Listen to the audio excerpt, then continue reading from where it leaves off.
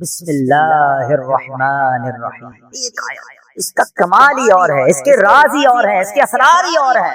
قرآن پاک کی تو شان ہی نرالی ہے، مگر آج فقط کچھ باتیں میں آپ کو اللہ کے اس مبارک کلام کی اس ایک آیت کے رموز، اسرار، سیکرٹس، فضائل سنے تو عقل حیران ہو جاتی ہے. جو شخص، بہت سارے ایسے لوگ ہوں گے جو کاروباری مشکل کا، آج کل مہنگائی بھی بہت ہے، گزارا بھی نہیں ہو رہا، تو غور سے وظیفہ لے جائیں. کل سے کرنا شروع کرتے ہیں کہ جو شخص طلوع آفتاب کے وقت سورج کی طرف رخ کر کے بسم اللہ الرحمن الرحیم 300 بار اور درود شریف 300 بار پڑھے، اللہ تعالیٰ اس کو ایسی جگہ سے رزق عطا فرمائے گا جہاں اس کا گمان بھی نہیں ہوگا. اور روزانہ پڑھنے سے انشاءاللہ عز و جل 1 سال کے اندر امیر و کبیر ہو جائے گا.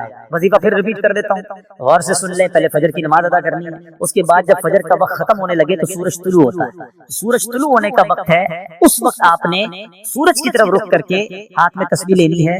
300 بار بسم اللہ الرحمن الرحیم، 300 بار درود پاک انشاءاللہ پڑھیں. پھر دیکھیں انشاءاللہ اللہ پاک رزق میں کیسی برکت دیتا ہے. سبحان اللہ. مولا علی شیر خدا نے ایک بڑا پیارا وظیفہ دیا، اور شاید اب جو میں وظیفہ بتانے جا رہا ہوں، جتنے لوگ یہاں موجود ہیں سب کو اس وظیفے کی ضرورت ہے. مولا علی شیر خدا کرم اللہ تعالی وجہ کریم سے بیسیکلی تو یہ روایت ہے. وظیفہ تو نبی پاک علیہ السلام نے عطا فرمایا.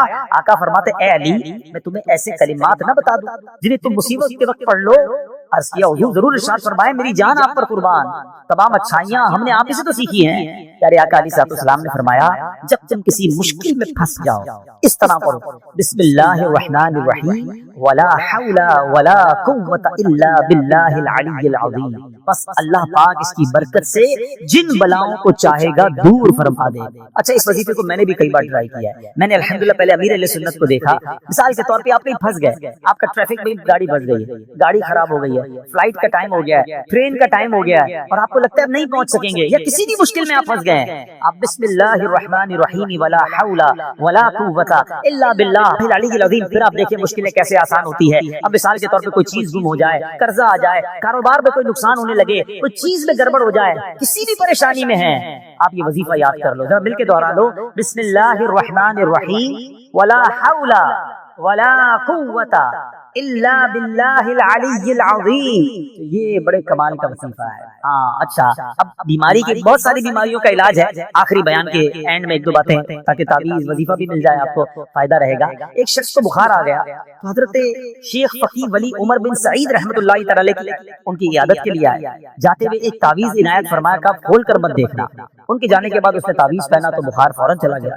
اس سے رہا نہیں گیا. اس نے تعویذ کھولا کہ ایسا کیا لکھا ہے یوں بخار چلا گیا. اس نے بسم اللہ الرحمن الرحیم لکھا تھا. دل میں وسوسہ آیا تو یہ تو کوئی بھی لکھ سکتا ہے. ابھی عقیدت میں کمی آئی تو فوراً بخار بڑھنا شروع ہو گیا. ٹیسٹ کرتے نا لوگ، اللہ والوں کا بھی ٹیسٹ کرتے ہیں، ایسے بھی لوگ ہیں. ابھی اس نے سوچنا شروع کیا تو بخار بڑھ گیا. پھر حضرت کی بارگاہ میں دوڑا گیا کہ حضور معاف کر دیں، میں نے تو جو ہے وہ تعویذ کھول دیا تھا، تو آپ اللہ والے تھے، آپ نے دوبارہ تعویذ لکھ کر دیا. اس کے ہاتھ جیسے اس کو باندھا تو پھر اس کا بخار چلا گیا. اب کی بار دیکھنے سے منع کیا، مگر ڈر کے بارے کھول کر نہ دیکھا. بالآخر سال کے بعد کبھی جا کے کھول کر دیکھا تو اس نے بسم اللہ الرحمن الرحیم ہی لکھا ہوا تھا. سبحان اللہ، اس کی خوب برکتیں ہیں. اور بتایا کہ کسی کی نکسیر پھٹ جائے نا، بعض اوقات خون نکل رہا ہوتا ہے، تو پیشانی سے بسم اللہ الرحمن الرحیم لکھنا شروع کرے اور ناک کی نوک تک، یعنی یہاں سے لکھنا شروع کرے اور یہاں تک ختم کرے تو انشاءاللہ عز و جل اس کی جو ہے وہ خون آنا جو ہے وہ بند ہو جائے گا. بہرحال بہت سارے وظائف ہیں. بسم اللہ الرحمن الرحیم ہر کام نیک اور جائز کام شروع کرنے سے پہلے پڑھنا ہے. پھر دیکھیں اس کی کیسی برکتیں ملتی ہیں. بے ایمانوں کو ایمان دینے والی یہ آیت ہے. ذرا واقعہ سنیے گا. ایک یہودی تھا، امام مسلم، ایک یہودن پر عاشق ہو گئے اور عشق مجازی کا اس پر ایسا غلبہ ہوا کہ یہ مجنون جیسا ہو گیا. نہ کھانے پینے کا ہوش تھا، نہ آرام کرتا تھا، بڑا پریشان. اس زمانے میں اللہ کے ایک ولی تھے حضرت عطا رحمۃ اللہ تعالی، ان کے پاس آیا اور کہا کہ حضور میں بہت پریشان ہوں، فلاں سے عشق ہو گیا ہے، چین ہی نہیں آتا. اب اللہ والے تھے، آپ نے ایک کاغذ کے ٹکڑے پر بسم اللہ الرحمن الرحیم لکھا اور کہا یہ کھا جاؤ. اس نے وہ کاغذ کا ٹکڑا نگل لیا کہ شاید میرا کام بچ جائے گا. سچی بات ہے، اس کا کام بن گیا.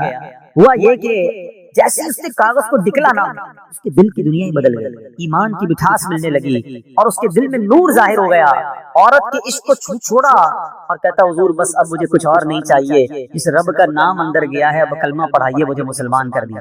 صرف بسم اللہ الرحمن الرحیم کاغذ پہ لکھا ہوا پیٹ میں جاتا ہے۔ اب اس یہودن کو پتہ چل گیا کہ میرا عاشق تو مسلمان ہو گیا ہے، وہ بھی حضرت کی بارگاہ میں آئی اور کہا کہ میں ہی وہ عورت ہوں جس کے عشق میں وہ مبتلا تھا، وہ مسلمان ہو گیا ہے۔ اب مجھے خواب میں روزانہ کوئی کہنے والا کہتا ہے کہ اگر تجھے جنت میں اپنا ٹھکانہ دیکھنا ہے نا تو جا اور حضرت عطا کے پاس جا، تجھے اپنا جنت میں ٹھکانہ دکھائیں گے۔ تو حضرت آپ کے پاس آئی ہوں، بتائیے جنت کہاں ہے؟ حضرت عطا نے کہا کہ جنت کا ارادہ ہے تو پہلے تجھے اس کا دروازہ کھولنا پڑے گا، جنت میں جانا ہے تو ڈور اوپن کر۔ وہ کہتی جنت کا دروازہ میں کیسے کھولوں؟ فرمایا بسم اللہ الرحمن الرحیم پڑھ۔ آپ نے فرمایا جنت کا دروازہ کھولنا ہے نا، بسم اللہ الرحمن الرحیم پڑھ۔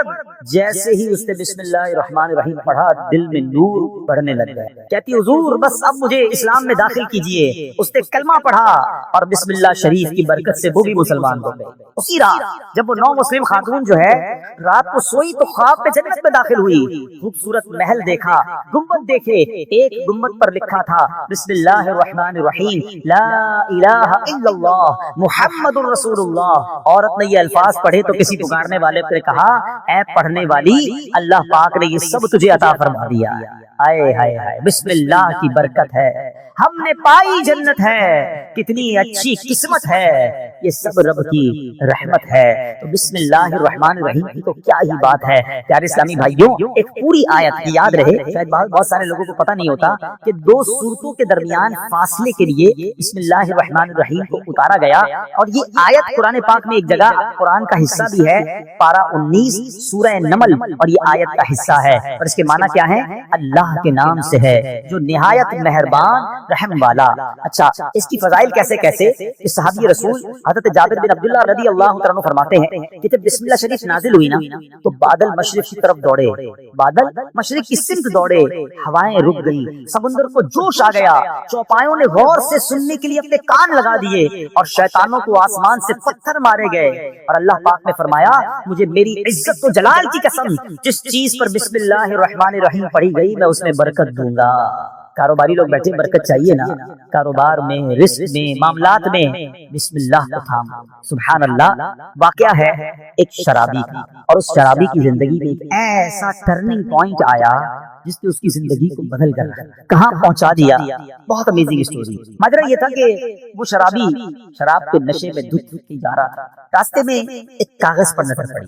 ماشاءاللہ یہاں قرآن پڑھنے والے، پڑھانے والے، اپنی دکانوں پر بھی ماشاءاللہ مدرسہ لگانے والے موجود ہیں۔ تو آج قرآن پاک کی صرف ایک آیت کی فضیلت کی میں نے بات کرنی ہے۔ پورے قرآن کی شان تو نرالی ہے، ایک آیت میں کیا کچھ ہے اس سے اندازہ ہوگا کہ پھر رب کے کلام میں کتنی عظمتیں ہیں۔ تو وہ جو شراب کے نشے میں دھت جا رہے تھے، انہوں نے دیکھا کہ ایک کاغذ کا ٹکڑا پڑا ہے اور اس پر بسم اللہ الرحمن الرحیم لکھا ہوا ہے۔ اب اس کو خیال آیا کہ میرے رب کا نام زمین پر، ادب کا خیال آیا، عزت کا خیال آیا کہ یہ نہیں ہونا چاہیے۔ حالانکہ وہ غلط کام کر رہے تھے، شراب میں تھے، مگر عطر خریدا، اس کاغذ کے ٹکڑے کو صاف کیا، اسے عطر لگایا اور بلند جگہ پر رکھا۔ اس کے بعد وہ اپنے کام میں مگن ہو گئے۔ اسی رات ایک بزرگ کو خواب میں زیارت ہوئی کہ جاؤ میرے اس بندے کو جا کر کہو کہ تم نے میرے نام کو پاک اور صاف جگہ پر رکھا، بلند جگہ پر رکھا، ہم تمہارے نام کو بھی بلند کریں گے۔ اب بزرگ اس بندے کو جانتے تھے، وہ تو شرابی ہے، شرابی کے لیے پیغام کیسے ہو سکتا ہے؟ تو کہتے لگتا ہے خواب میں کوئی غلط فہمی ہوئی، دوبارہ سو گئے، دوبارہ سوئے تو پھر دوسری بار یہی پیغام، پھر سوچا نہیں اس بندے کے لیے پیغام نہیں ہو سکتا، تیسری بار خواب میں یہی پیغام دیا گیا۔ اب وہ بزرگ تلاش کرنے نکلے کہ وہ کدھر ہے شراب پینے والا۔ ڈھونڈتے ڈھونڈتے جب پتا چلا اس وقت بھی وہ شراب کی محفل میں بیٹھے ہوئے، آواز دی کہ باہر آئیے۔ وہ تو شراب کے نشے میں مست، کسی کو بھیجا کہ جاؤ کہو تمہارے لیے پیغام آیا ہے۔ میرے لیے کون پیغام لایا ہے؟ بہرحال پوچھا، کہو کس کا پیغام لایا؟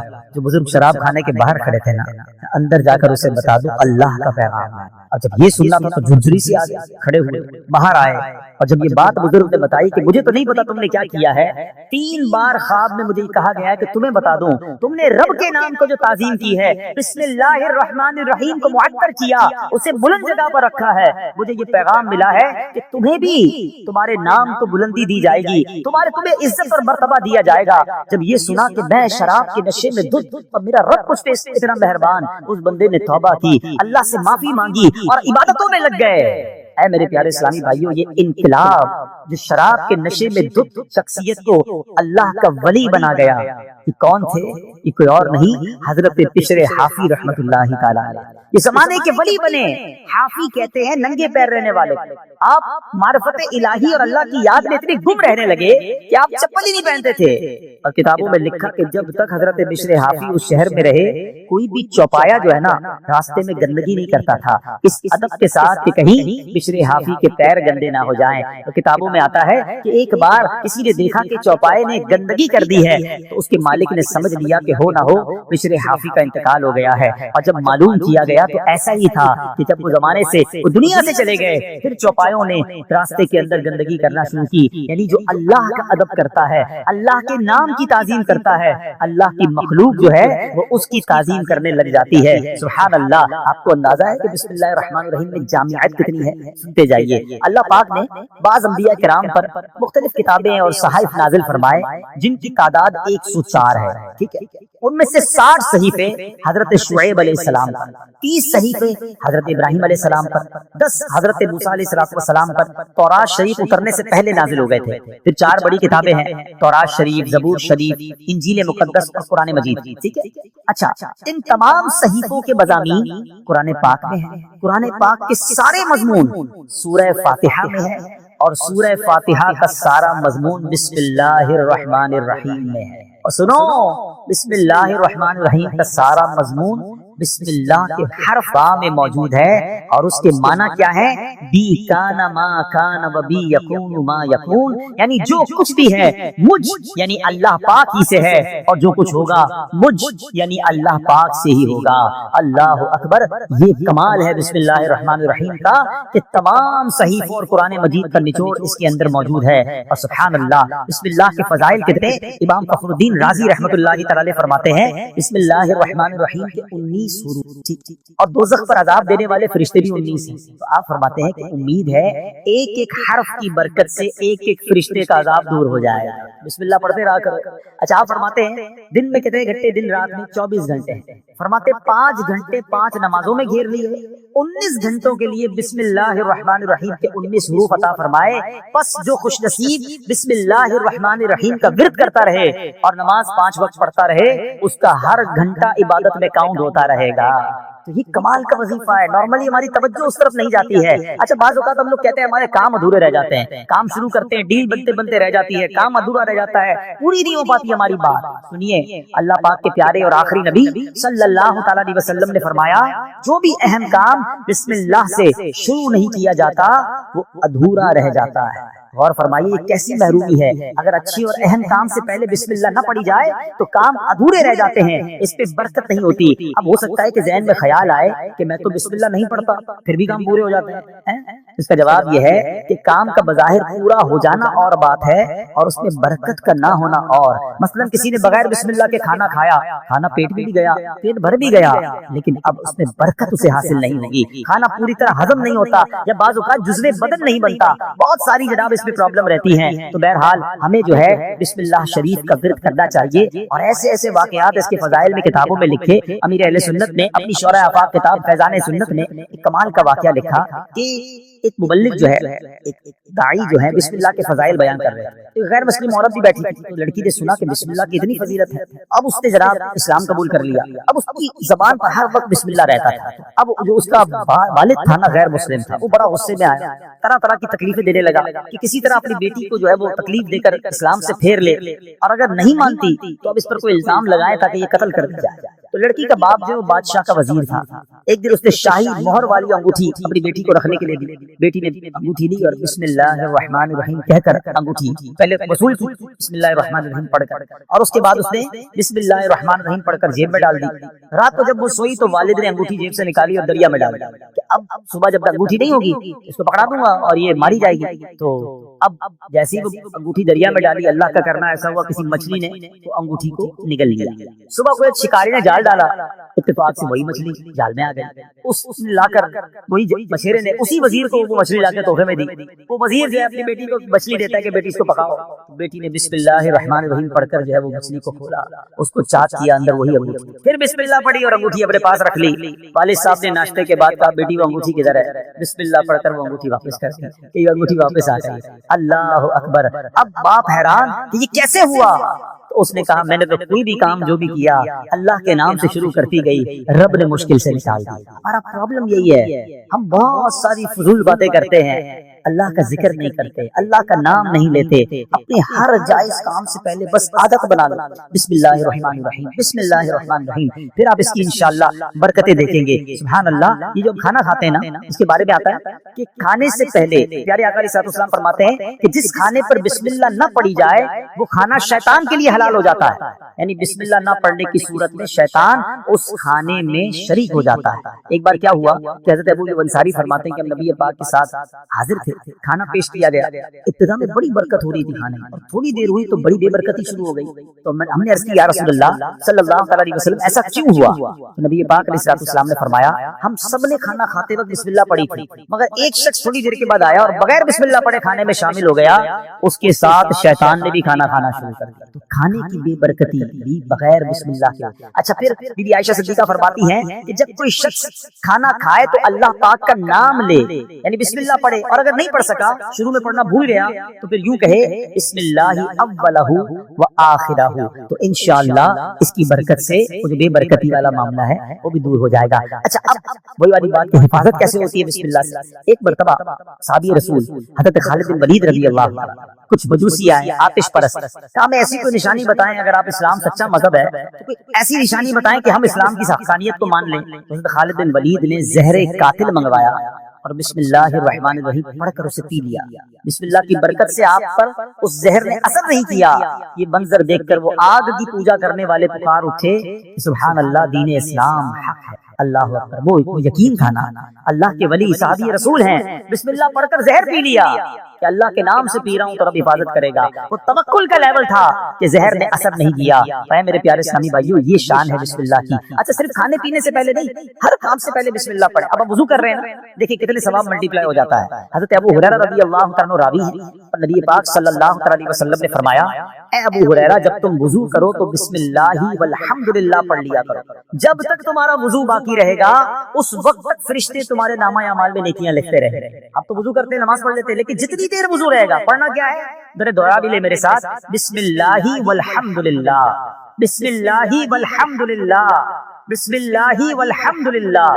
اچھا تفسیر نئی میں ایک اور جگہ کہاں بسم اللہ پڑھنا ہے، کہتے جو شخص کسی جانور پر سوار ہوتے وقت بسم اللہ اور الحمدللہ پڑھ لے تو اس جانور کے ہر قدم پر اس سوار کے حق میں ایک نیکی لکھی جاتی ہے۔ آپ جانور پر سواری نہیں کرتے، گاڑی میں بیٹھتے ہوئے پڑھ لیں بسم اللہ اور الحمدللہ، پھر پوری دعا بھی پڑھ لیں سبحان الذی سخر لنا، اگر وہ یاد ہے نہیں تو کم از کم بسم اللہ اور الحمدللہ ضرور پڑھ لیں۔ اسی طرح جو کشتی میں سوار ہوتے وقت بسم اللہ اور الحمدللہ پڑھ لے، جب تک وہ اس میں سوار رہے گا اس کے لیے نیکیاں لکھی جاتی رہیں گی۔ ثواب کا میٹر ہے مگر ہم پڑھتے نہیں ہیں۔ اگر یہی ہمیں کوئی کہے کہ جناب آپ اپنی گاڑی میں بیٹھے اور بسم اللہ اور الحمدللہ پڑھ لیں، آپ آج کا پیٹرول فری ہو جائے گا، تو بندہ بغیر بسم اللہ الحمدللہ پڑھے گا تو کبھی بھی نہیں بیٹھے گا۔ وہ صحیح ہے، دنیا کا نفع بتاؤ مولوی صاحب، میں آپ کو آخرت کا نفع، نیکیوں کا نفع، ہر قدم پر ثواب کی آپ کو بشارتیں سنا رہا ہوں، تو پلیز اس وظیفے کو تھام لیجئے۔ اور ایک اور بات، اپنے بچوں کو بھی بسم اللہ کی عادت ڈالنا، یہ اللہ کو اتنا پسند ہے۔ آئے حیدر واقعہ سنیے گا، حضرت عیسیٰ علیہ السلام جو ہے ایک قبر کے پاس سے، آپ اللہ کے نبی تھے، اللہ نے ایسی نگاہ دی تھی کہ آپ نے دیکھ لیا کہ قبر میں عذاب ہو رہا ہے۔ کچھ عرصے کے بعد آپ پھر وہاں سے گزرے تو قبر میں جو ہے وہ نور کی کرنیں ہیں، عذاب دور ہو گیا۔ تو آپ نے اللہ کی بارگاہ میں عرض کی کہ مولا پہلے عذاب اور اب اس کی قبر میں عذاب دور ہو گیا، نور برس، اس کا راز کیا ہے، سیکرٹ کیا ہے؟ سنو ذرا، اے وہ خوش نصیبوں جو اپنے بچوں کو قرآن پڑھاتے ہو، اے وہ خوش نصیبوں جن کے بچے حافظ بن رہے ہیں، اے وہ اسلامی بھائیوں تمہیں مبارک ہو جو بچے کو دین سکھاتے ہو۔ باپ گناہگار، قبر میں عذاب ہو رہا تھا، اللہ کی طرف سے ارشاد ہوا کبھی انتقال کیا نا اس بندے نے، بڑا گناہگار تھا، اس کی وجہ سے عذاب ہو رہا تھا، لیکن جب اس کا انتقال ہوا اس کی وائف جو تھی پریگننٹ تھی، امید سے تھی، اس کے انتقال کے بعد لڑکا پیدا ہوا۔ کچھ عرصے کے بعد یہ لڑکا اتنا بڑا ہو گیا کہ اس کی ماں نے اسے مدرسے بھیجا، مکتب بھیجا، استاد نے بچے کو بسم اللہ پڑھائی۔ اے موسیٰ مجھے حیا آئی، مجھے شرم آئی کہ میں اس شخص کو زمین کے اندر عذاب دوں جس کا بچہ زمین کے اوپر مجھے رحمان اور رحیم کے نام سے پکار رہا ہے۔ آئے ہائے ہائے، میرا بچہ قرآن پڑھے اور میری قبر میں رحمتوں کی برسات ہو جائے، اور مجھے کیا چاہیے؟ خدا را اپنے بچوں کو قرآن پڑھاؤ۔ ہم لوگ آج لگ گئے، دوڑ میں لگ گئے، جناب فلاں یونیورسٹی، فلاں کالج، فلاں ڈگری، فلاں پی ایچ ڈی، فلاں software. We are not against, ہم دعوت اسلامی والے دنیا کی پڑھائی کے خلاف نہیں ہیں، لیکن دنیا کے پیچھے اتنا تو مت بھاگو نا کہ ہم اپنے دین کو ہی بھول جائیں، ہمارے بچوں کو قرآن ہی نہ آئے، ہمارے بچے حدیث ہی نہ جانے، ادب ہی نہ جانے۔ آج جناب بہت زیادہ ہم آگے دنیا کی طرف چلے گئے۔ میں 2-3 ایگزامپل دیتا ہوں، اگر آپ کو لگتا ہے ایسا نہیں ہے تو کبھی گھر میں ڈنر پر بیٹھے ہو، بچے ساتھ ہو، فیملی ساتھ ہو، چھوٹا سا ٹیسٹ لو نا اپنے بچوں اور فیملی کا۔ چلو بچوں آج ایک چھوٹا سا ایک ٹیسٹ لیتے ہیں، وہ انٹرسٹ بھی لیں گے، بیٹا جاؤ کاپی پینسل لے کر آ جاؤ، ٹھیک ہے؟ ان کو کہیں بیٹا پہلے صفحے پہ لکھو کہ تمہیں کتنے کرکٹرز کے نام یاد ہیں۔ ہو سکتا ہے کسی کا بیٹا یہ نہیں کہے گا ابا جان صرف نام لکھنے ہیں، آگے ریکارڈ بھی لکھنے ہیں، وہ بھی یاد ہوتے ہیں، ٹھیک ہے؟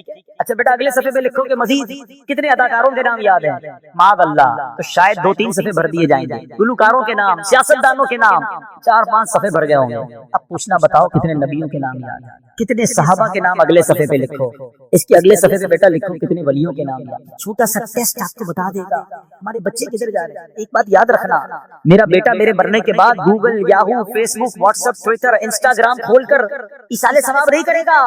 اگر اسے قرآن پڑھنا آتا ہوگا تو وہ مجھے ایصال ثواب کرے گا۔ اپنے بچے کو قرآن سکھائیے، قرآن کی تعلیم دیجیے۔ اور پھر سبحان اللہ، کچھ لوگ کیا کرتے ہیں اپنے بچوں کو دین سے دور کرتے ہیں، اور تھوڑے دنوں بعد جب بچہ جوان ہوتا ہے تو سر پکڑ کے رو رہے ہوتے ہیں کہ بچہ میرا ادب نہیں کر رہا، بچہ جناب بڑا عجیب عجیب باتیں کرنے لگ گیا۔ ہمارے پاس آتے لوگ، ہم پتہ غلطی کرتے ہیں۔ واللہ آپ اپنے بچے کو دین کے حوالے کر دو، جب وہ دین پڑھے گا تو دین اس بچے کو آپ کے حوالے کر دے گا۔ قرآن کہے گا ماں باپ کا ادب کرو، انہیں اف نہ کہنا۔ نبی پاک کی حدیث پڑھے گا تو وہاں سکھایا جائے گا کہ محبت سے اپنے ماں باپ کو دیکھو گے تو جنت کا ثواب ہے۔ ارے وہ اونچی آواز میں آپ سے بات نہیں کرے گا کہ ماں باپ ناراض ہو گئے تو نبی پاک نے فرمایا جس کے ماں باپ راضی اس سے اس کا رب راضی، جس سے ماں باپ ناراض اس سے اس کا رب ناراض۔ تو پتہ یہ چلا بچہ دیندار بن گیا تو انشاءاللہ میرا بھی باادب بن جائے گا، بچہ میرا بھی فرمانبردار بن جائے گا۔ اگر میں نے اپنے بچے کو دین سے دور کیا تو کبھی وہ میرے ہی آگے کھڑا ہو جائے گا۔ دنیا میں دستور سا بن گیا ہے، سب کے لیے نہیں کہتا مگر میجورٹی ایسا دیکھا گیا کہ جب بچہ دنیا میں ترقی کرتا ہے نا تو ماں باپ کو ڈر لگتا ہے کہ کہیں بچے کو برا نہ لگ جائے، بڑا افسر ہے، بڑا جناب نام والا ہے، بڑی ڈگری والا ہے، سب کے لیے نہیں کہہ رہا ہے، ماں باپ ڈرتے ہوئے بات کرتے ہیں کہ جناب برا نہ لگ جائے۔ اور جب بچہ دین میں بڑا ہو جاتا ہے نا، عالم بن جائے، مفتی بن جائے، تو اب اس عالم اور اس مفتی کو ڈر لگتا ہے کہ کہیں میرے ماں باپ ناراض نہ۔ یہ فرق سمجھو، تو اپنے بچے کو قرآن پڑھائیے، دین سکھائیے۔ یہ بچہ آپ کا نیک بن گیا نا، خدا نہ خواستہ اگر میرے گناہوں کی سبب اگر کوئی گڑبڑ قبر میں ہو بھی گئی نا تو نیک اولاد کی دعا، نیک اولاد کا عمل جو ہے وہ انشاءاللہ مغفرت کا ذریعہ بن جائے گا۔ تو اپنی اولاد کو اپنے لیے ہمیں صدقہ جاریہ بنانا ہے۔ اب سوچو بسم اللہ الرحمن الرحیم میں اتنی برکت ہے تو پورے قرآن کا کیا عالم ہوگا۔ مبارک ہو انہیں جو قرآن پاک پڑھنے والے ہیں، پڑھانے والے ہیں۔ آپ کو ایک اور فضیلت سنا دوں، دنیا میں آپ نے بہت پیارے پیارے پھل دیکھے ہوں گے، فروٹس، اور تقریباً سبھی کو فروٹس پسند ہوتے ہیں۔ کئی پھلوں کا ذکر قرآن مجید میں بھی موجود ہے، اور دنیا میں جائیں ٹریول کریں تو ہر ملک کی ایک خاص بات ہوتی ہے کہ فلاں پھل جو ہے وہ فلاں ملک میں پایا جاتا ہے۔ مگر آج جس قسم کے پھل کی میں بات کرنے جا رہا ہوں ایسا پھل شاید دنیا میں آپ نے کہیں نہیں دیکھا ہوگا۔ مسلمانوں کے چوتھے خلیفہ مولا کائنات حضرت علی المرتضیٰ شیر خدا کرم اللہ تعالی وجہ الکریم فرماتے ہیں اللہ پاک نے جنت میں ایک درخت پیدا فرمایا۔ اب وہ درخت کیسا ہے؟ فرمایا جس کا پھل سیب سے بڑا، انار سے چھوٹا، مکھن سے زیادہ نرم اور شہد سے بھی میٹھا ہے۔ سائز بھی بتائی گئی، نرم کیسا ہے اور ذائقہ کیسا ہے، اور سبحان اللہ خوشبو کیسی ہے؟ فرمایا مشک سے بھی زیادہ خوشبودار ہے۔ پھل میں یہی تو دیکھا جاتا ہے نا، ذائقہ کیسا ہے، اس کی سافٹنس، اور پھر اس کے بعد جو ہے اس کی خوشبو کیسی ہے۔ اب یہ ملے گا کس کو؟ لیکن فرماتے ہیں درخت ایسا ہے کہ اس کی شاخیں تر موتیوں کی ہیں، تنے سونے کے ہیں، اور پتے زبرجد کے ہیں۔ آئے ہائے، درخت بھی دیکھنے والا، پھل بھی دیکھنے والا، منہ میں پانی آ رہا ہے۔ اب ملے گا کس کو؟ سنو، مولا علی شیر خدا کرم اللہ تعالی وجہ الکریم فرماتے اس درخت کا پھل وہی کھا سکے گا جو نبی پاک صلی اللہ تعالی علیہ وسلم پر کثرت سے درود پاک پڑھنے والا ہوگا۔ آئے ہائے ہائے، سبحان اللہ سبحان اللہ، یہ ہے درود پاک۔ وہ تو نہایت سستا سودا بیچ رہے ہیں جنت کا، وہ تو نہایت سستا سودا بیچ رہے ہیں جنت کا، ہم مفلس کیا مول چکائیں اپنا ہاتھ ہی خالی ہے۔ اللہ اکبر، درود پاک تو جنت میں لے جانے والا وظیفہ ہے۔ بلکہ میں ایک بات کہوں کہ ذرا ایک بار کبھی اکیلے میں بیٹھ کر اگر آپ سے میں سوال کروں کہ آپ کیا چاہتے ہیں، آپ کی ڈیزائرز کیا ہیں، آپ کی خواہشیں کیا ہیں، نوٹ کریں دنیا میں کیا چاہیے ایک مسلمان کی حیثیت سے، مرتے وقت آپ کیا چاہتے ہیں، اچھا قبر میں کیا چاہتے ہیں، اور جب محشر کے دن اٹھیں تو وہاں آپ کیا چاہتے ہیں، ایک بار لکھ لیں۔ اب میں آپ کو کئی حدیثوں کا نچوڑ پیش کرنے جا رہا ہوں، بہت ساری حدیثیں ہیں، اس کا عطر پیش کر رہا ہوں اور غور سے سنتے جائیے، اور ہو سکے تو ہر جملے کے بعد سبحان اللہ کہتے جائیے، طبیعت ہری بھری ہو جائے گی۔ اگر آپ چاہتے ہیں کہ آپ کے کاروبار میں رزق میں برکت ہو جائے تو درود پاک پڑھیے۔ آپ چاہتے ہیں آپ کی بیماری دور ہو جائے، آپ درود پاک پڑھیے۔ آپ چاہتے ہیں آپ کی ٹینشن دور ہو جائے، آپ درود پاک پڑھیے۔ آپ چاہتے ہیں آپ کی عزت میں اضافہ ہو جائے، آپ درود پاک پڑھیے۔ اور سنیں، آپ چاہتے ہیں مرتے وقت کلمہ نصیب ہو اور نبی پاک کا دیدار ہو جائے، آپ درود پاک پڑھیے۔ آپ چاہتے ہیں قبر میں نبی پاک کا جلوہ نصیب ہو جائے، آپ درود پاک پڑھیے۔ سنیے، محشر کے دن نبی پاک کے پرچم تلے اٹھنا چاہتے ہیں تو درود پاک پڑھیے۔ آقا کے پیچھے پیچھے جنت میں جانا چاہتے ہیں تو درود پاک پڑھیے۔ اور سنو سنو، نبی پاک کا دیدار کرنا چاہتے ہیں تو درود پاک پڑھیے۔ مدینے جانا چاہتے ہیں اور بار بار جانا چاہتے ہیں تب بھی درود پاک پڑھیے۔ اب مجھے بتاؤ، کچھ رہ گیا اور کوئی چیز باقی رہ گئی جو دنیا میں چاہیے تھی، مرتے وقت چاہیے تھی، مرنے کے بعد چاہیے تھی؟ کاروبار بھی اچھا ہو جائے، رزق میں برکت ہو جائے، ٹینشنیں دور ہو جائیں، ذلیل نہ ہوں، عزتیں بڑھ جائیں، کلمہ مل جائے، میں نبی پاک کا دیدار ہو، جب تک زندہ رہوں مدینے جاتا رہوں، اور خواب میں آقا کی زیارت بھی ہو جائے تو نبی پاک جنت میں ساتھ لے جائیں، پھر بچتا کیا ہے؟ کمال یہ ہے کہ ہر وہ خواہش جو میری ہے، اور میں نے اپنی طرف سے باتیں نہیں کی، ماشاءاللہ جو علماء بیٹھے ہیں، مبلغین بیٹھے ہیں، ان کو یاد آ رہا ہوگا کہ ہر جملے کے پیچھے کوئی نہ کوئی فضیلت حدیثوں میں اور روایتوں میں موجود ہے کہ یہ سب چیز نبی پاک نے بتائی ہوئی ہے کہ یہ کرتے جاؤ، درود پڑھتے جاؤ، تمہیں یہ بھی ملے گا، تمہیں یہ بھی ملے گا، تمہیں یہ بھی ملے گا۔ جبھی تو شاعر نے کہا نا، ہر درد کی دوا ہے صلی علی محمد، whatever calamity you have, whatever problem, کوئی مسئلہ ہے، مسئلہ ہے نا، بتا تو رہا ہوں کہ ہر درد کی دوا ہے صلی علی محمد، تعویذ ہر بلا ہے صلی علی محمد صلی اللہ علیہ وسلم۔ یعنی ہوا یہ، اس کا نچوڑ یہ نتیجہ یہ نکلا کہ اگر ہم درود پاک پڑھنے والے بن جائیں اور کثرت سے پڑھنے والے بن جائیں تو پھر مشکل نہیں رہنی ہے انشاءاللہ۔ تو آئیے میں بھی نیت کروں اور آپ بھی نیت کریں۔ بعض اوقات آپ دکان پہ بیٹھے ہوتے ہیں، کاروبار پہ بیٹھے ہوتے ہیں، کوئی کام نہیں ہوتا۔ ہمارا پرابلم ہم یہ ہو گیا ہے، جب کوئی کام نہیں ہے تو ہمارے ہاتھ میں موبائل آ جاتا ہے، اور وہ موبائل اتنا بیزی کر دیتا ہے کہ پتہ ہی نہیں چلتا کہ آدھا گھنٹہ نکل گیا، گھنٹہ نکل گیا، 2 گھنٹے نکل گئے۔ اللہ کرے یہ مائنڈ سیٹ بن جائے کہ یہ وقت بہت قیمتی ہے، اگر فارغ بیٹھا ہوں دکان پہ تو میری تسبیح بار آنی چاہیے، موبائل کی جگہ تسبیح بار آنی چاہیے کہ چلو یار 313 بار درود پاک پڑھ لیتا ہوں، 100 بار کلمہ پاک پڑھ لیتا ہوں۔ اچھا موبائل اٹھانا ہی ہے یار، کوئی کام نہیں تو 10 منٹ میں 12 منٹ میں سورہ یاسین نہ پڑھ، ایک سورہ یاسین پڑھوں گا 10 قرآن کا ثواب مل جائے گا۔ آپ سوچیں، کاروباری ہو نا تو بنو نا کاروباری کہ تھوڑی تھوڑی دیر میں کیا کیا کما سکتا ہوں، کتنی فضیلتیں کما سکتا ہوں۔ تو اللہ کرے اپنے وقت کا صحیح استعمال کرنے والے ہم بن جائیں اور میری اور آپ کی زبان ذکر و درود سے تر رہنے لگے۔ اچھا اس کا بینیفٹ یہ بھی ہوگا، آخرت میں تو اجر ملے گا، اللہ کی رحمت سے کاروبار پر بھی برکتیں نازل ہونا شروع ہو جائیں گی۔ یاد رکھیں، صدقہ دینا، محتاجوں کی مدد کرنا، ان کی خیر خواہی کرنا، یہ اللہ عز و جل کو اس قدر پسند ہے۔ بعض اوقات کچھ لوگ صدقہ دیتے، خیرات دیتے، اللہ کی راہ میں خرچ کرتے وقت یہ سوچتے ہیں کہ دوسروں کو دے دیں گے تو ہمارا کیا ہوگا، ہمارے کام کیسے بنیں گے، سب کو بانٹ دیں گے تو ہمارے رزق کا کیا ہوگا۔ غور سے سنیے، حضرت سیدتنا اسماء رضی اللہ تعالی عنہا فرماتی ہیں، نبی پاک علیہ الصلوۃ والسلام نے مجھ سے ارشاد فرمایا، صدقہ و خیرات مت روکو، صدقہ و خیرات مت روکو، کہیں تمہارا رزق نہ روک دیا جائے۔ جو لوگ بعض اوقات تنگی کا شکار ہوتے ہیں نا، وہ چیک کریں، یار میں نے صدقہ خیرات دینا تو نہیں روک دیا، میں نے اللہ کی راہ میں خرچ کرنا تو نہیں روک دیا، یہ خرچ کرنا ہی ملٹیپلائی کر کے واپس لاتا ہے۔ ایک اور روایت میں آتا ہے، گن گن کر خرچ نہ کرو ورنہ وہ رب کریم بھی تمہیں گن گن کر عطا فرمائے۔ جو لوگ گن گن کر دیتے ہیں نا، بس بھائی زکوٰۃ پوری ہو گئی، اتنا ہی دینا تھا، اب اگلے سال آنا، ارے رب کریم تمہیں عطا فرمائی جا رہا ہے، تم بھی بانٹے چلے جاؤ، تم بھی دیتے چلے جاؤ، وہ اور اپنے خزانوں سے عطا فرمائے گا۔ اے میرے بیچ اسلامی بھائیوں، سیدنا امام بدر الدین عینی رحمت اللہ تعالی علیہ، جو ابھی میں نے حدیث پڑھی کہ پیارے آقا علیہ الصلوۃ والسلام نے فرمایا صدقہ و خیرات مت روکو، کہیں تمہارا رزق نہ روک دیا جائے۔ اس حدیث کے تحت فرماتے ہیں، اس خوف سے اپنے مال کو صدقہ کرنے سے مت روکو کہ وہ ختم ہو جائے گا، کیونکہ اللہ عز و جل تم پر مال کی تنگی فرما دے گا، کہ تجھ سے مال روک لے گا اور رزق کے وسائل ختم فرما دے۔ نہیں پتا ہوتا، بعض اوقات ہم کسی کی مدد کرتے ہیں، اس کی دعا لگتی ہے، ہمارے بگڑے کام بننے سے سنور جاتے ہیں، ہمارے رزق میں برکت شروع ہو جاتی ہے۔ بعض اوقات کچھ غریب رشتہ داروں کی لوگ مدد کر رہے ہوتے ہیں، کچھ لوگوں کی کفالت کر رہے ہوتے ہیں، اور بزنس چلتا رہتا ہے، کاروبار بڑھتا رہتا ہے۔ اس میں ہماری کوئی عقل، ہماری کوئی ہوشیاری، ہمارا کوئی کمال نہیں ہوتا.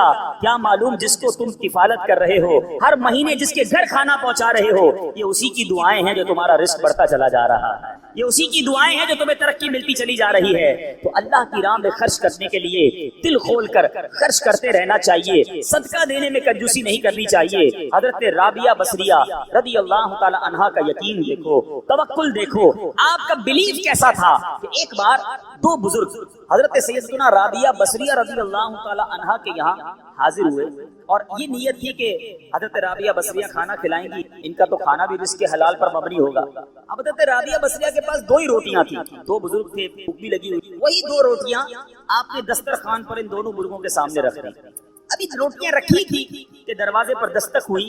کسی سائل نے کہا کہ اللہ کے نام پر مجھے کچھ دیا جائے. حضرت رابعہ بصریہ نے مہمانوں کے آگے سے دو روٹیاں اٹھائیں اور اس سائل کو دے دی. مہمان حق کے وقت ہم دسترخوان پر بیٹھے ہیں، ہمیں بھی بھوک لگی ہے، دو ہی روٹیاں تھی، دونوں اٹھا کر دے دی. مگر یقین دیکھو اللہ غنی، ابھی وہ حیرت زدہ ہیں کہ تھوڑی دیر میں دروازے پر پھر دستک ہوتی ہے. ایک کنیز بہت سی گرم روٹیاں لے کر حاضر ہوئی اور عرض کی یہ میری مالکہ نے آپ کے لیے بھجوائی. حضرت رابعہ بصریہ نے روٹیاں گننا شروع کی. وہ روٹیاں 18 تھی. آپ نے کہا یہ روٹیاں میری نہیں ہیں. کنیز جی حضور آپ کے لیے بھجوائی. کہا میری نہیں ہے، واپس لے جاؤ. بزرگ دیکھ رہے ہیں، 2 گئیں 18 آ گئی، 18 بھی واپس لوٹا دی. جب مالکن کے پاس وہ کنیز لے کر روٹیاں پہنچتی ہے اور کہتی ہے حضرت رابعہ بصریہ نے تو واپس لوٹا دی ہیں. کہا روٹیاں کتنی ہیں؟ کہا 18. کہا یہ 2 بچ گئی تھی، یہ بھی ساتھ ملا کر لے جاؤ. واپس جاتی ہے، حضرت رابعہ بصریہ کو پھر پیش کرتی ہے کہ میری مالکن نے پیش کی ہے. پھر روٹیاں گنی، 20 روٹیاں تھیں. آپ نے کہا ہاں یہ میری روٹیاں ہیں، کیونکہ اللہ کے وعدے پر مجھے سچا یقین ہے. میری راہ میں 1 خرچ کرو، میں 10 عطا فرماؤں. 2 دی تھی تو 18 کیسے آ گئیں؟ اللہ کی راہ میں 2 خرچ کی ہیں تو 20 ہی روٹیاں ملنی ہیں.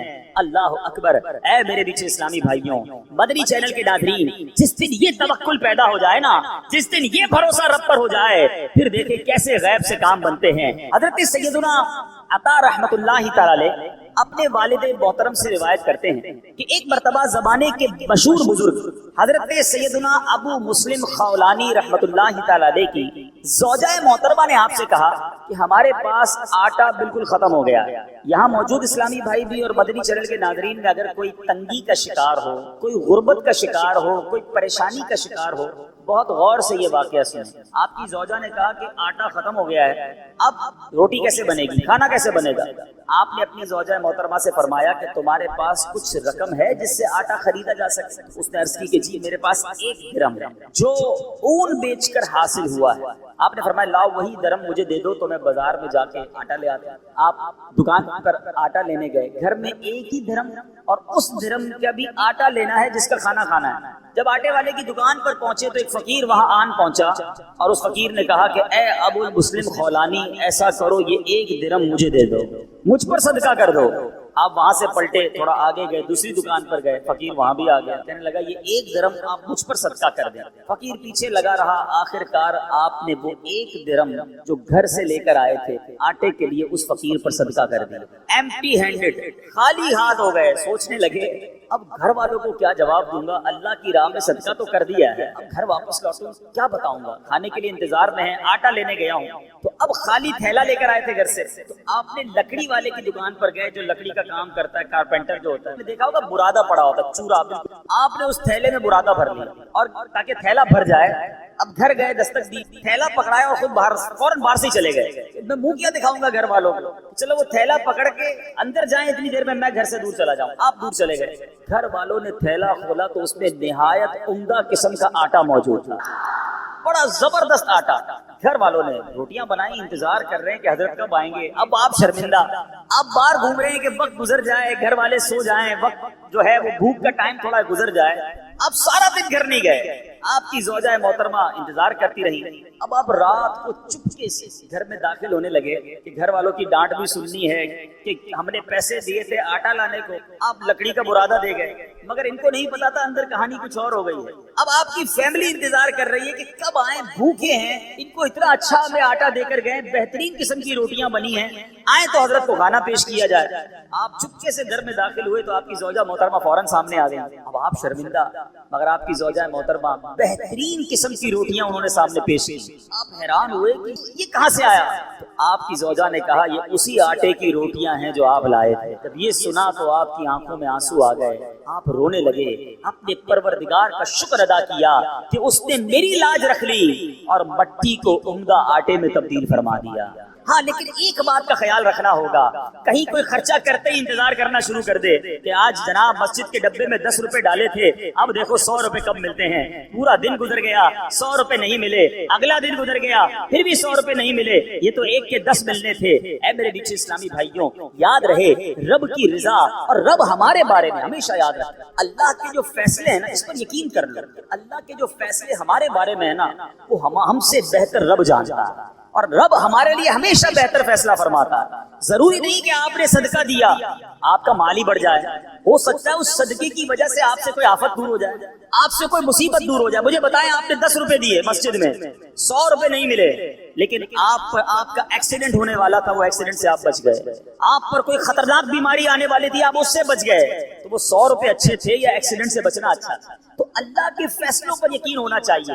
احادیث انشاءاللہ آگے بیان بھی کروں گا, احادیث بھری ہوئی ہیں, بہت ساری احادیث ہیں کہ صدقہ بری موت کو دور کرتا ہے, صدقہ بلا کو دور کرتا ہے, صدقہ مصیبتوں کو دور کرتا ہے, صدقہ تنگی کو دور کرتا ہے. تو اے میرے بیچ اسلامی بھائیوں, صدقہ دینے میں دل کی خوشی کے ساتھ اللہ کی راہ میں خرچ کرنا چاہیے. ایک اور واقعہ سنیے کہ کس طرح صدقے سے بلائیں دور ہوتی ہیں. سیدنا اکرمہ رضی اللہ تعالیٰ عنہ فرماتے ہیں ایک ملک کا بادشاہ بہت ظالم اور کنجوس تھا, بڑا ظالم اور ایسا عجیب و غریب کنجوس کہ اس نے اعلان کر دیا کہ میرے ملک میں اگر کسی نے مسکین یا فقیر کو صدقہ کیا تو اس کے کوئی غریب کی مدد نہ کرے, اگر ایسا کوئی کرے گا تو میں اس کے ہاتھ کاٹ دوں گا.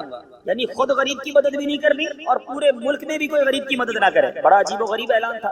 اچھا جناب, اب ایک خاتون تھی, لوگ تو خوف سے ڈر گئے تھے, کوئی صدقہ نہیں دے رہا تھا, کوئی خیرات نہیں دے رہا تھا. فقیر مجبور ہو کر ایک عورت کے پاس آیا اور کہا مجھے اللہ کے راہ میں کچھ دو, میں بہت بھوکا ہوں, کھانے کے لیے کچھ نہیں. وہ عورت نے بھی بادشاہ کا اعلان سنا ہوا تھا, وہ بھی ڈری ہوئی تھی. اس نے بھی صدقہ دینے سے اس نے سوچا کہ صدقہ دوں گی تو میرے بھی ہاتھ کٹ جائیں گے, لیکن فقیر نے کہا مجھے اللہ عز و جل کی رضا کی خاطر کچھ تو کھانے کو دے دو. وہ التجا کرتا رہا, آخر اس عورت کے دل میں رحم آ گیا. اس عورت نے اس فقیر کو صدقہ دے دیا, کھانے کو دے دیا. اب 2 روٹیاں دی اسے کھانے کو.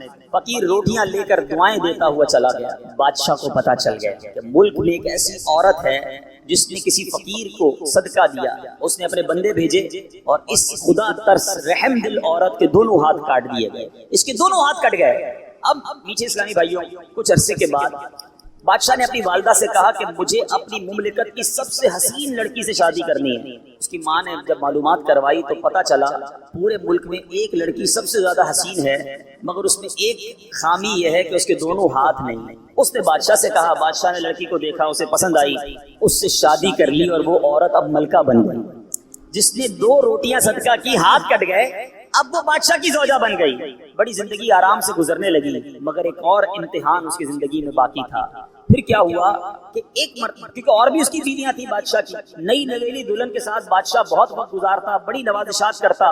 دوسری جو بیویاں تھیں وہ حسد کرتی تھی. ایک مرتبہ بادشاہ طویل عرصے کے لیے ملک سے باہر گیا تو بادشاہ کی بیویوں کو اچھا موقع ملا. انہوں نے بادشاہ کو خط میں لکھا کہ تمہارے پیچھے تمہاری جو بیوی ہے, نئی دلہن جو ہے, وہ برے کام کرتی ہے, اس کا کردار اچھا نہیں. بادشاہ نے بغیر کسی تحقیق کے حکم دے دیا کہ میری بیوی کو اٹھایا جائے اور جنگل میں پھینک دیا جائے, محل سے نکال کر جنگل میں پھینک دو. اب وہ عورت جنگل میں پہنچ گئی, بیابان جنگل تھا, اس کا ایک بیٹا بھی ہو گیا تھا بادشاہ سے.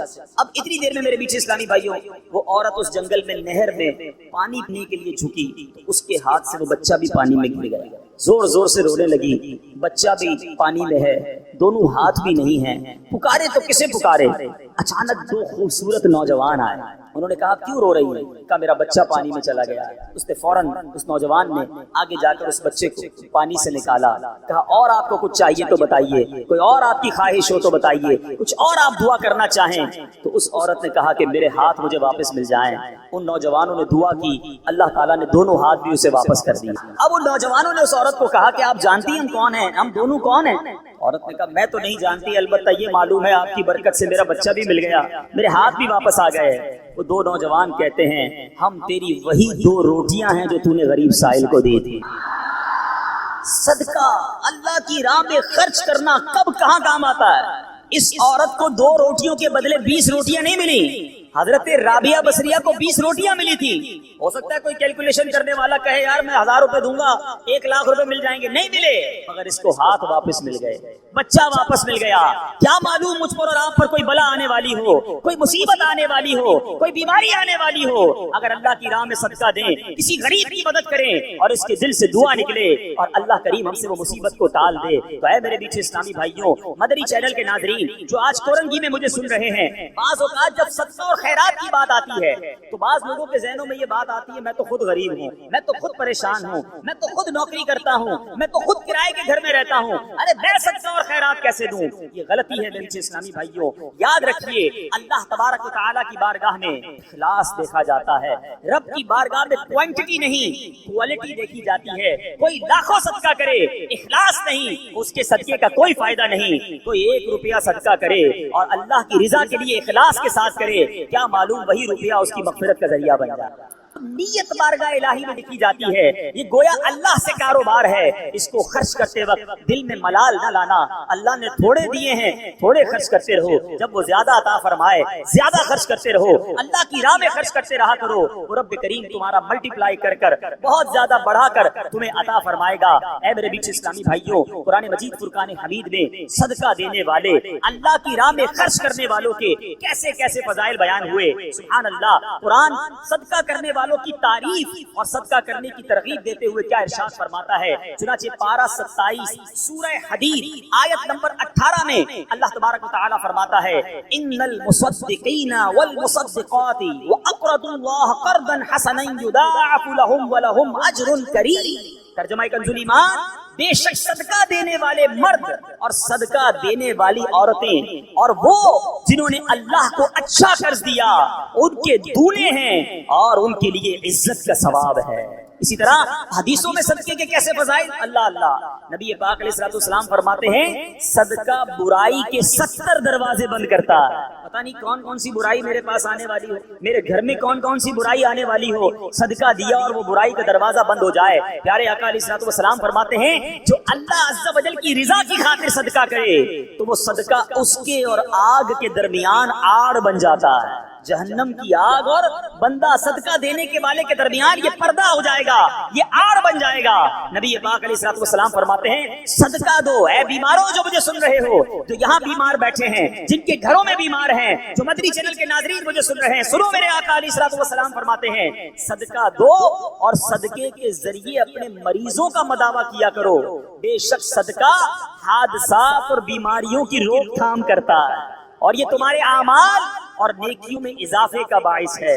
سبحان اللہ، بیماریاں دور ہو جائیں، حادثے دور ہو جائیں، میں کہتا ہوں ساری دنیا کی دولت ہو ہمارے پاس اور اللہ نہ کرے کوئی ایسا ایکسیڈنٹ ہو جائے کہ نہ بندے کے پیر رہیں نہ ہاتھ رہیں اور معذور ہو جائے، پھر دولت کس کام کی؟ اللہ صحت دے، عافیت دے، حادثات سے بچائے، آفتوں سے بچائے۔ بے شک زندگی میں پیسے تھوڑے ہوں، اس سے بڑی کون سی نعمت ہے؟ تو اے میرے بیچ اسلامی بھائیوں، اگر آپ حادثات سے بچنا چاہتے ہیں، بیماریوں سے بچنا چاہتے ہیں، آپ مصیبتوں سے بچنا چاہتے ہیں، صدقہ دینے کی عادت اپنائیں، صبح و شام صدقہ دینے کی عادت اپنائیں۔ نبی پاک علیہ الصلوۃ والسلام فرماتے ہیں صبح سویرے صدقہ کا ادا کرو، شام میں بھی دینا چاہیے، رات میں بھی دینا چاہیے، مگر صبح سویرے صدقہ دینے کی کیا فرمائی آقا نے؟ صبح سویرے صدقہ دو کہ بلا صدقے سے آگے قدم نہیں بڑھاتی، بلا کو انٹرسپٹ کر دیتا ہے، بلا کو روک لیتا ہے صدقہ۔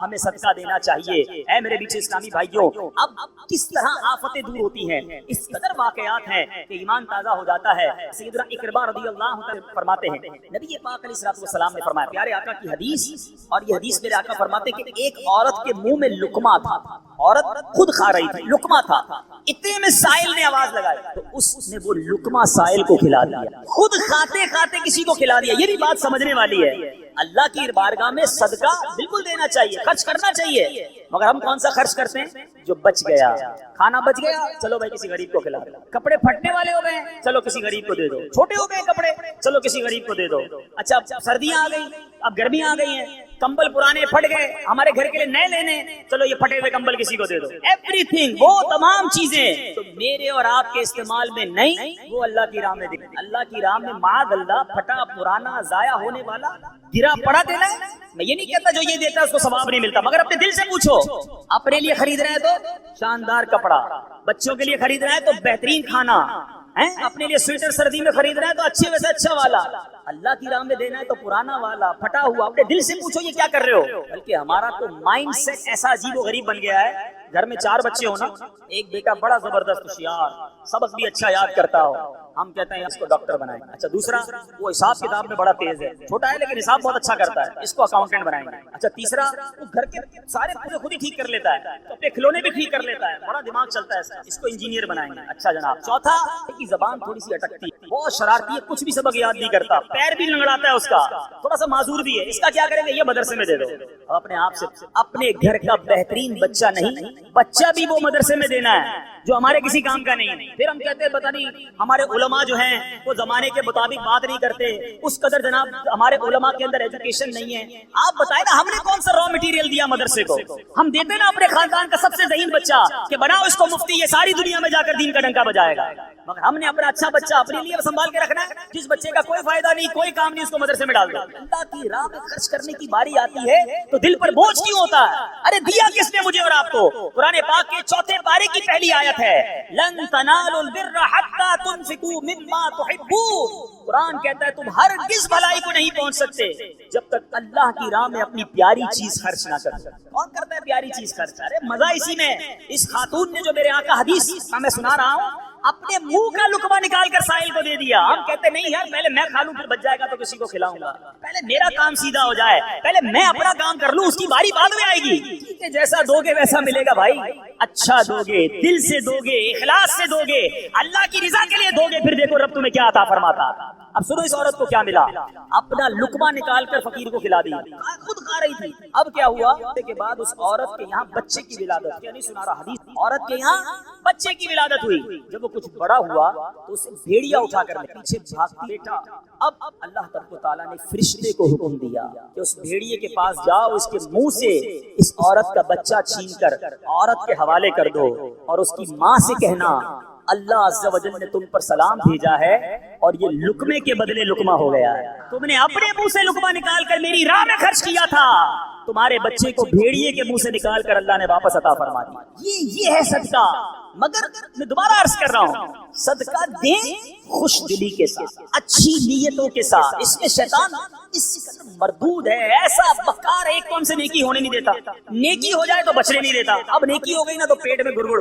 اب بتاؤ کسی کو بھائی میں نے غریب کو 5000 دیے, میں نے اس کی بچی کی شادی کرائی ہے, میں نے مسجد میں قالین بچھائے ہیں, آج کل بڑی گرمی تھی جناب, اللہ کا شکر ہے میں نے مسجد میں کولر لگا کر دیا. کیوں بتانا ہے سب کو؟ ذرا صدقہ کیا اب سب کو بتانا ہے. اعلان کرواتے امام صاحب, امام صاحب نہیں ہے ورنہ وہ بتاتے کہ خاص طور پر پرچی آئے گی کہ فلاں حاجی صاحب کے لیے خاص دعا کریں, مسجد کے لیے 5000 روپے دیے, مسجد کے لیے پنکھا لگا کر دیا ہے, مسجد کے لیے کولر لگا کے دیا. کیوں میرا اور آپ کا دل چاہتا ہے کہ میرا خاص اعلان ہونا چاہیے, میرے نام لے کر بتائیں لوگوں کو کہ میں نے یہ خرچہ کیا ہے. اپنے آپ سے پوچھو اللہ کے لیے خرچ کر رہے ہو یا لوگوں کو بتانے کے ضائع کر دیتے ہیں؟ خرچ کر کے ضائع. اور غلطی کیا کرتے ہیں کہ جو عام غریبوں کی مدد کرتے ہیں ان پر احسان جتاتے ہیں. اتنا سخت جرم ہے, اتنی شدید دل آزاری ہے.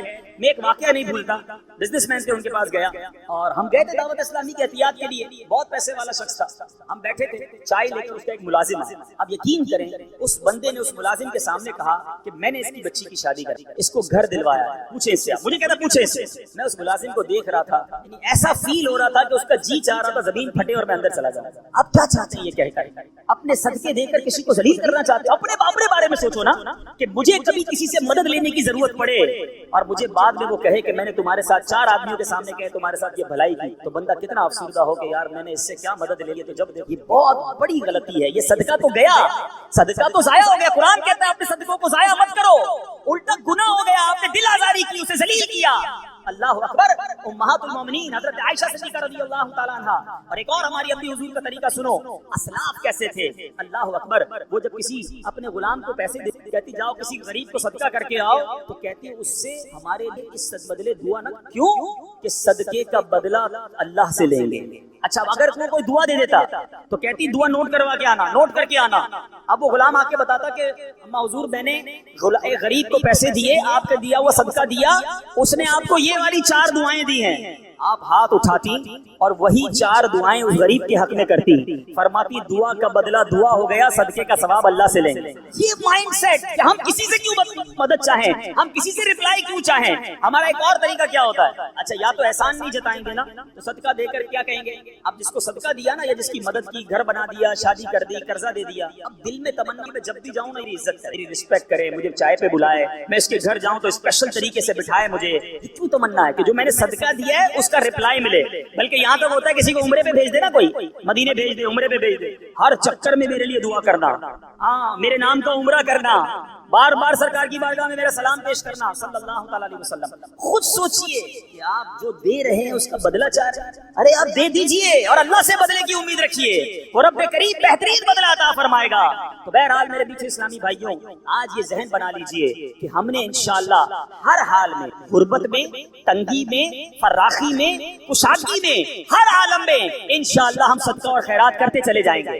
اعلیٰ حضرت امام اہل سنت نے دیکھو کیسے فوائد لکھے، سنتے جائیے، جھومتے جائیے اور زور زور سے سبحان اللہ کہتے جائیے. اعلیٰ حضرت فرماتے ہیں صدقہ دینے سے عمریں زیادہ ہوں گی، رزق کی وسعت اور مال میں کثرت ہوگی، اس کی عادت سے کبھی محتاجی نہ ہوگی، خیر و برکتیں پائیں گے، آفتیں بلائیں دور ہوں گی، بری قضا ٹلے گی، 70 دروازے برائی کے بند ہوں گے، 70 قسم کی بلا دور ہوگی، ان کے شہر آباد ہوں گے، شکستہ حالی دور ہوگی، خوف اندیشہ زائل اور اطمینان خاطر حاصل ہوگا، مدد الہی شامل ہو جائے گی، رحمت الہی ان کے لیے واجب ہوگی، ملائکہ ان پر درود بھیجیں گے، رضا الہی کے کام کریں گے، ان کے گناہ بخشے جائیں گے، مغفرت ان کے لیے واجب ہوگی، ان کے گناہوں کی آگ بجھ جائے گی، روز قیامت دوزخ سے امان میں رہیں گے، آتش دوزخ ان پر حرام ہوگی، اور اللہ نے چاہا تو نبی پاک کی کے صدقے سب سے پہلے داخل جنت ہوگا.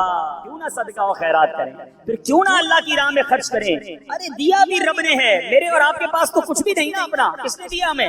اللہ نے دیا، اللہ نے دیا، اسی کی راہ میں خرچ کریں، پھر وہ انعام بھی دے، ملٹیپلائی کر کے عطا بھی کرے، پھر بھی ہم کنجوسی کریں. ایسا نہیں کرنا چاہیے. اور جو بانٹنے والا، ایک تعریف آپ سمجھ لیں، 4 قسم کے لوگ ہوتے ہیں. ایک ہوتا ہے جواد، جس کی عادت ہوتی ہے جھوٹ. ایک ہوتا ہے سخی، جواد کے بعد آتا ہے سخی. پھر کنجوس، جس کو عربی میں بخیل کہتے ہیں. اور ایک اس سے بھی نیچے کا درجہ ہے، اس کو کہتے ہیں شوخ.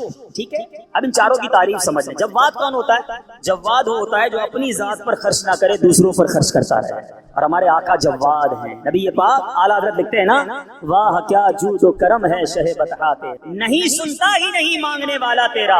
آقا بانٹتے بانٹتے بانٹتے، یہاں تک روایتوں میں لکھا کہ نبی پاک کے پاس کوئی ظاہری نعمت ہوتی، صحابہ آتے، نبی پاک بانٹتے رہتے.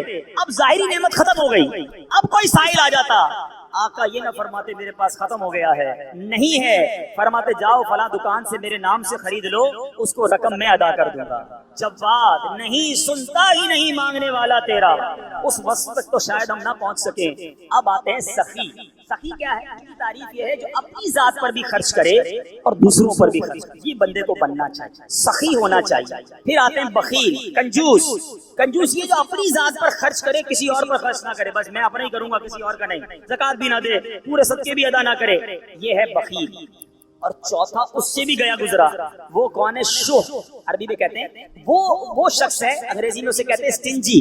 مجھے اردو کا لفظ نہیں مل رہا، مکھی چوز کہہ لیں اس کو، واللہ عالم. وہ شخص ہے جو نہ اپنی ذات پہ خرچ کرے نہ کسی اور پر خرچ کرے. ایسے بھی ہوتے ہیں، خود بھی فقیر، اتنا پیسہ ہے، اپنے اوپر بھی خرچ نہیں کرنا، کپڑے بھی نہیں سلوانے، کھانے بھی نہیں پکانے، بچوں کو بھی نہیں دینا، باہر بھی نہیں دینا.